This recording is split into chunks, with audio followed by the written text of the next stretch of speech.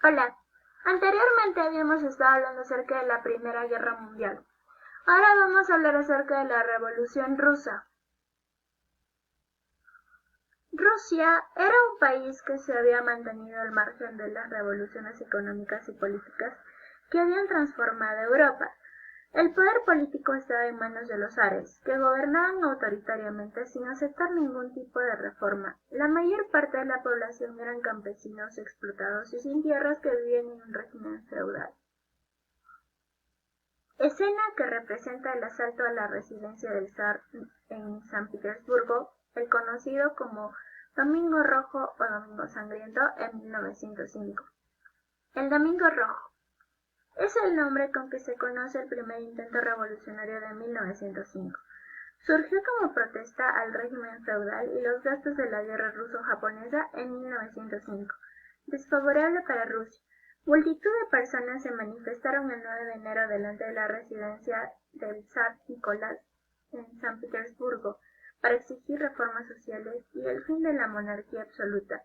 Los soldados dispararon contra la multitud indefensa y causaron muchos muertos. Duma, Asamblea Consultiva Rusa creada por el zar Nicolás II, después de la Revolución de 1905 para contentar al pueblo. La Revolución de Febrero compartía el poder con el Congreso de los Soviets. En octubre fue eliminada por el partido bolchevique y Kerensky tuvo que huir. Vladimir Ilich Lenin.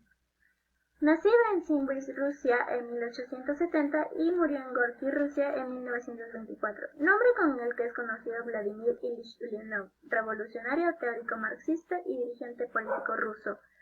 Estudió Derecho y participó en movimientos de protesta juvenil. A finales de 1895 fue detenido y deportado a Siberia. Después de ser liberado, se exilió a Múnich, más tarde a Londres y a Ginebra. Volvió a Rusia para participar en la Revolución de 1905, en la de febrero de 1917 y en la Insurrección Armada de octubre. Tras la revolución fue designado por el Congreso de los Soviets presidente del Consejo de Comisarios del Pueblo.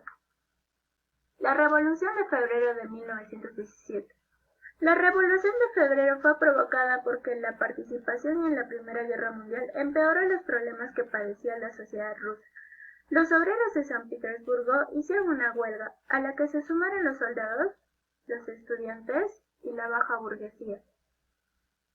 El zar abdicó y el poder quedó en manos del Comité Ejecutivo de la Duma que presidía Kerensky y del Congreso de los Soviets, formados por los representantes de soldados y obreros. Organización del pueblo, los soviets. Los soviets o consejos de diputados, obreros y soldados elegidos en las fábricas o en los cuarteles pedían una asamblea constituyente y democratizar el país.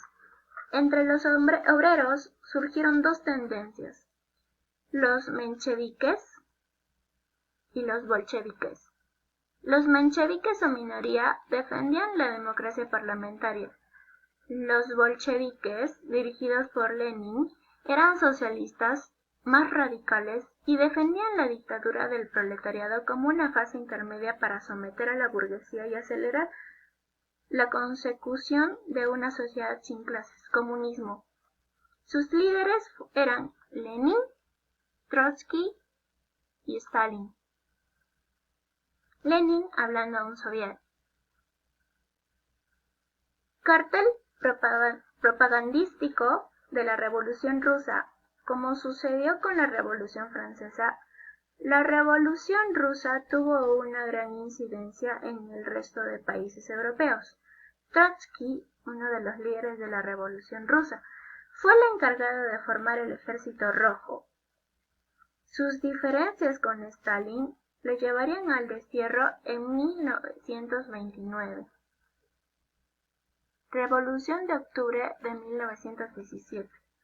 La decisión tomada por el gobierno de Kerensky de continuar la guerra contra Alemania provocó en octubre la Segunda Revolución de 1917.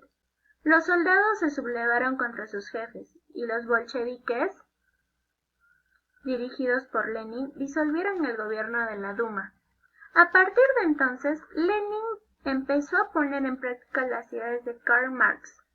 Se repartieron las tierras entre los campesinos. El Estado pasó a ser propietario de las fábricas, las industrias, la banca y el comercio.